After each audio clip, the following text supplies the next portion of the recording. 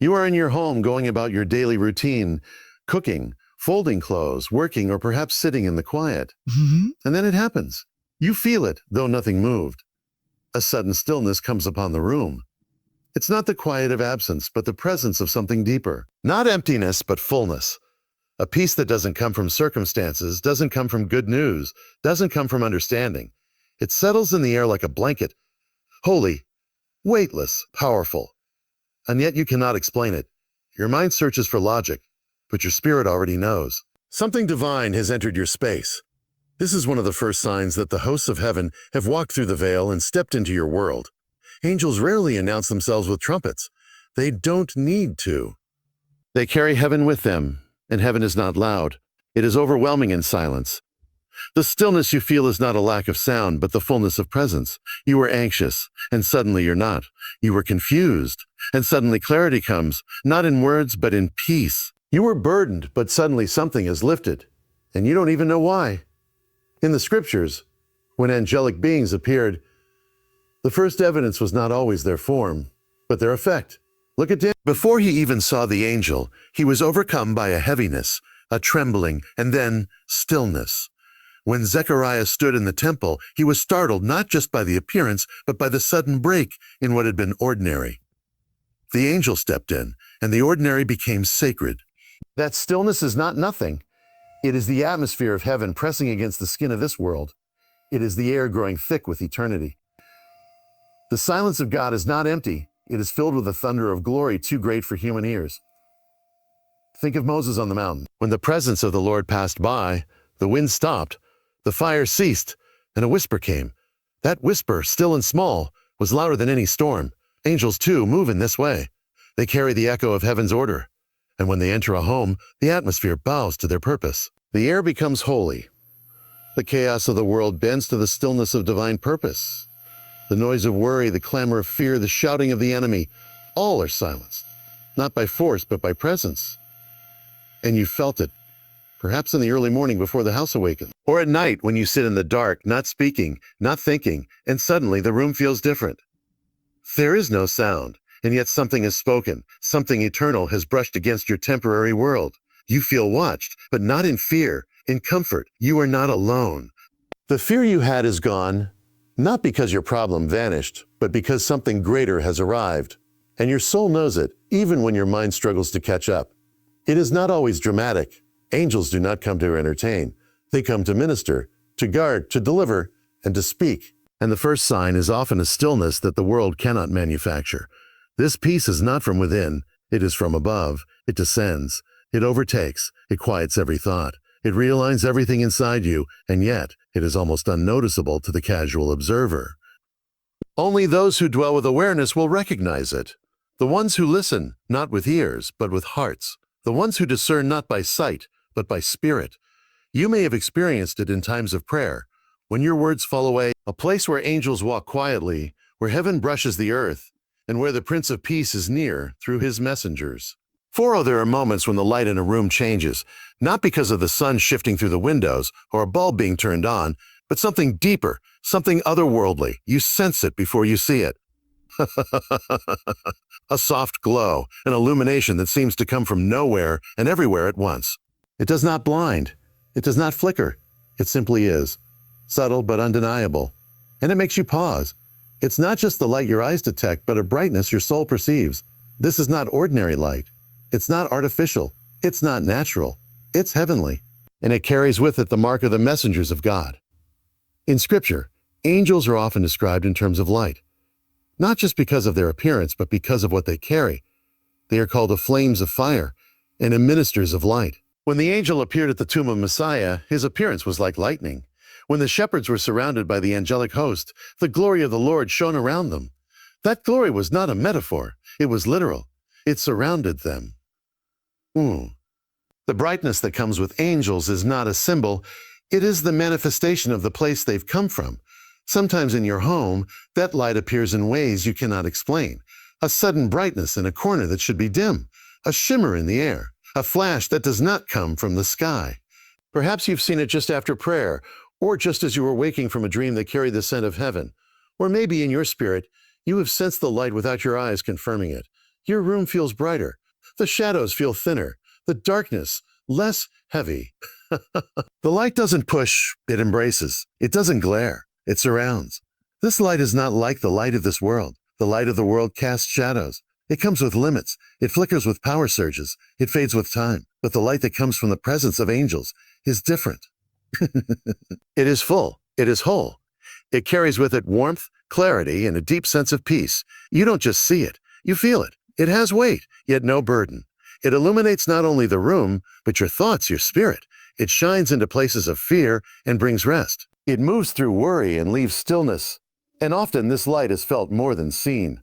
There are times when you step into a room and something inside you senses brightness, though your eyes see no change. That is because this light transcends the visible spectrum. It is the light of the spiritual realm, the same light that shone on the face of Moses after he met with the Lord, the same light that surrounded the heavenly beings who appeared to Ezekiel, the same light that radiated from the transfigured face of Messiah on the mountaintop. Angels dwell in this light. They carry it with them, and when they come near, even the places they enter begin to reflect it. Sometimes this light appears in the most unexpected places, in a child's bedroom during the night, in a hospital room during prayer, in the corner of a kitchen where someone is crying out to God in silence. It does not need ceremony to appear. It does not need candles or incense or music. It comes because heaven has drawn near, because one of God's servants has been sent, and their arrival marks the place with the evidence of where they've come from. This light exposes no shame. It is not like the harsh light of accusation. It does not condemn. It heals. It softens the room. It softens the heart. It brings to remembrance the truth that God is near, that heaven is watching, that help is not far off. And where this light appears, it often leaves a residue, a memory in the atmosphere. People walk into that space and say, "It feels peaceful in here."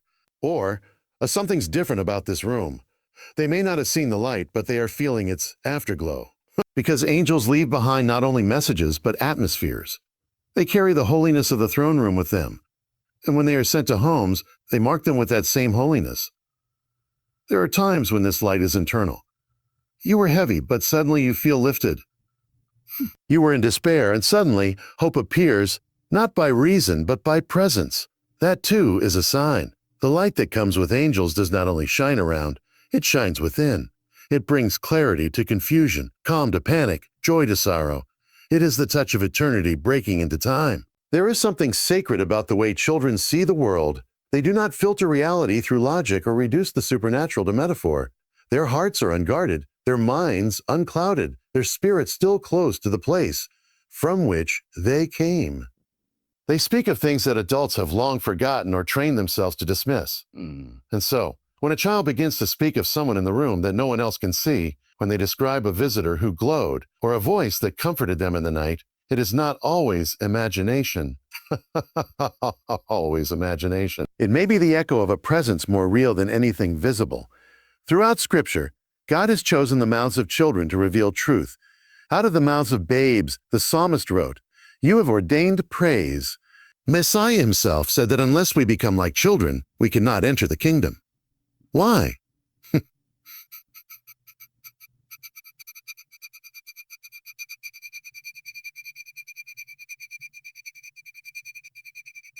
It's pure and unencumbered by doubt masquerading as maturity. They see more than we choose to listen for. So when they speak of an angel standing at the foot of their bed, or a bright figure who told them not to be afraid, we would do well to listen. Not every tale is fantasy. Some are witness. There have been stories, again and again, of children describing encounters they should not be able to invent. Descriptions of light so vivid, of peace so deep, of beings with faces like fire and robes that shimmer. They speak with a certainty that defies their years. They describe messengers who speak without moving their mouths. They recall moments when they were alone, yet never felt safer. Some speak of being woken by music no one else heard, or of hands that touched their shoulders with warmth when no one else was there. When pressed, they do not hesitate. They are not confused. Their eyes grow wide, their voices lower in reverence, and they describe what can only be called angelic. And still many adults laugh it off. Imagination, they say. A dream. A trick of light. But those who know the ways of heaven know better. Angels have always revealed themselves to the unlikely, to the humble, to those who are not too proud to believe. Children have not yet built the walls of skepticism. They don't analyze. They receive. They don't demand evidence. They live in trust. This is why their testimonies often carry more weight in the unseen realm than the most articulate theology, because they are pure in heart. And the pure in heart shall see God. There are times when a child will speak of an imaginary friend, but the details are too precise, too holy, too filled with messages of peace and assurance. The friend never leads them astray, never frightens them, never speaks of things beyond their innocence. Instead, this presence calms their fears, gives them courage, and often disappears when others enter the room. They may describe this friend as having wings or not. Sometimes they say the visitor glowed. Other times they speak of eyes like love and voices like singing. These are not shadows. These are signs. And then there are the children who, without warning, speak profound truths they could not have learned. A verse of scripture they were never taught. A word of comfort for someone in pain. A warning that turns out to be true. A prayer they've never heard, yet they pray it with clarity. These are not coincidences. These are moments when heaven touches earth through the smallest vessels. The angels are not just sent to the old and wise. They come to those who can still believe. Sometimes, when a child draws a picture, there is an unexplainable beauty in it. They say, "This is who visited me." And in their crayons and lines, there's a radiance, a holiness that no adult taught them to capture. They may sing a melody they say they heard in their sleep, and the melody carries a peace that fills the room. When asked where they learned it, they simply say, "I didn't. I just know it." Angels have always carried songs. Perhaps they still do. Parents often report their children saying things like, "Don't be scared, the angel is here," or "God sent someone to protect us." These words, spoken with complete certainty, carry more than comfort. They carry revelation. They are the reminders that God has not left his people alone. He still commands his messengers to encamp around those who fear him. And often, children are the first to notice their arrival. To have a child in the home is to have a living window to the invisible. Their visions, their voices, their dreams, these may all be ways in which the presence of angels is revealed. The home where children speak of visitors not seen, voices not heard by others, and peace that doesn't make sense is often a home where heaven has walked quietly, where the supernatural has left its fingerprints. There are times when sleep becomes more than rest, when the night becomes a doorway. You lie down with the weight of the world pressing on your chest, your thoughts tangled, your heart uneasy. And yet, somewhere between the edge of wakefulness and the depths of sleep, something breaks through.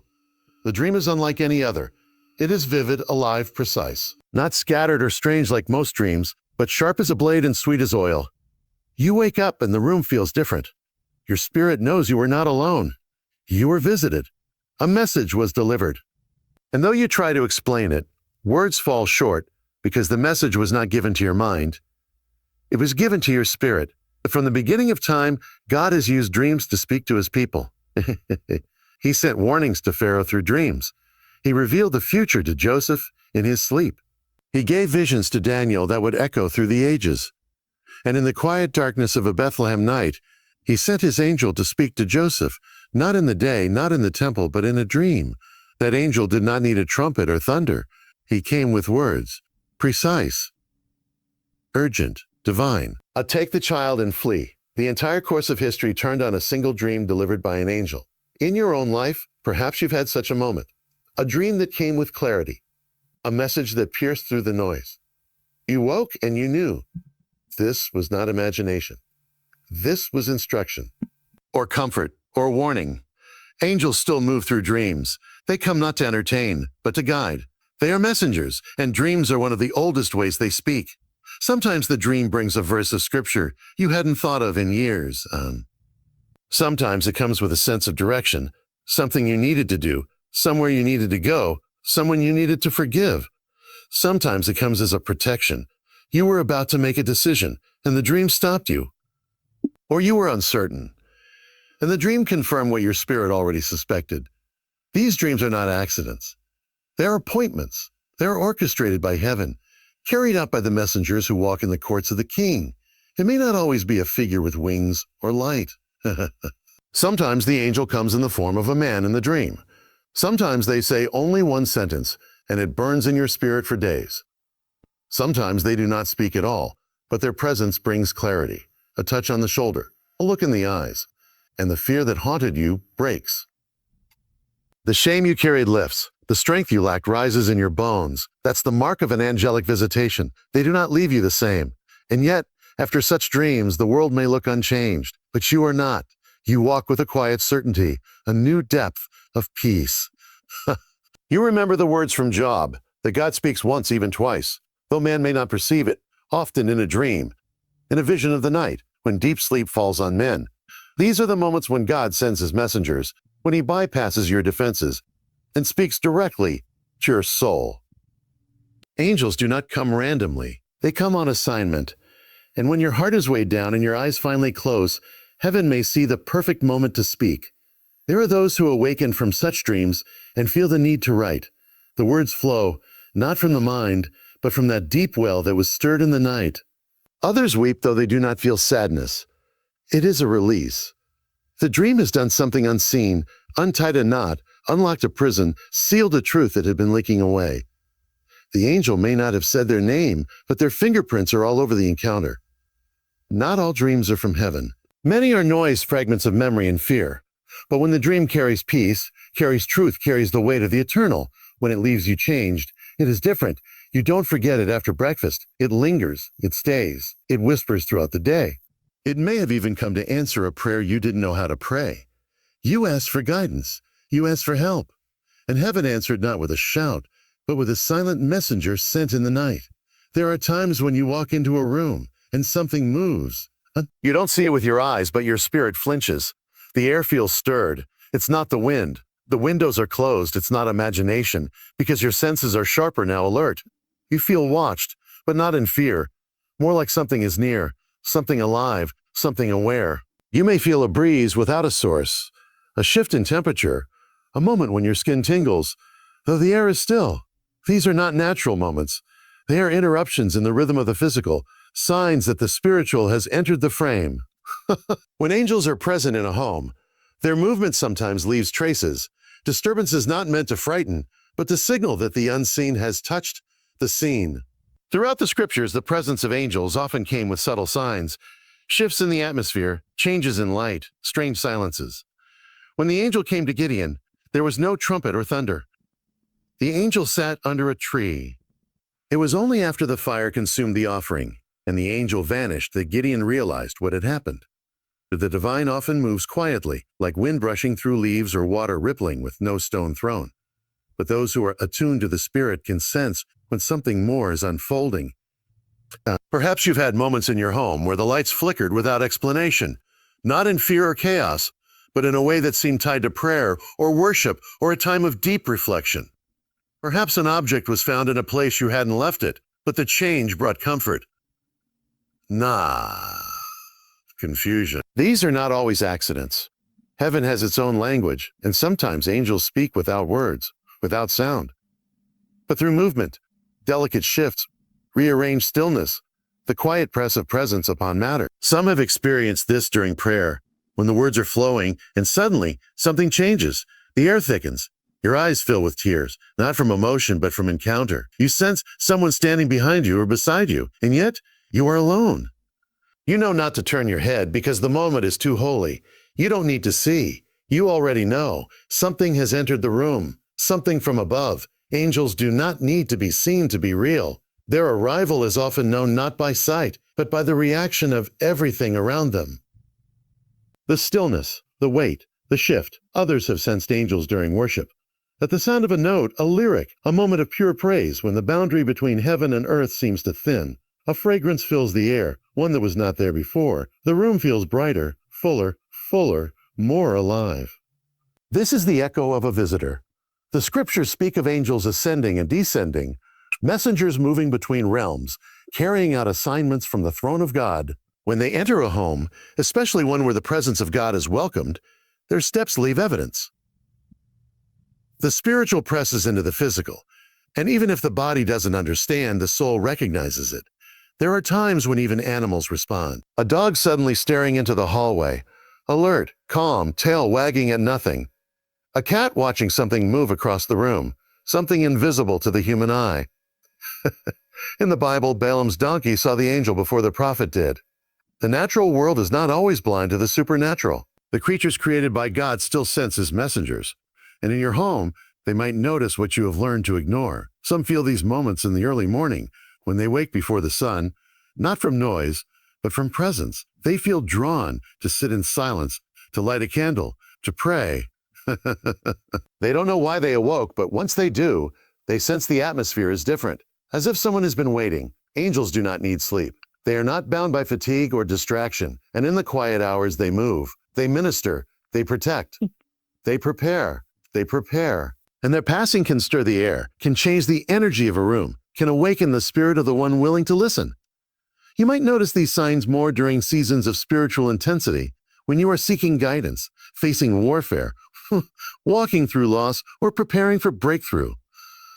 The veil grows thinner in moments of purpose. The home becomes a battlefield or a sanctuary, and the messengers of heaven are dispatched accordingly. Their presence is not always loud, but it is unmistakable. They are not ghosts, not shadows, not figments. They are servants of the Most High, moving through time and space with mission in hand. When they enter your space, your spirit knows, even if your eyes never see.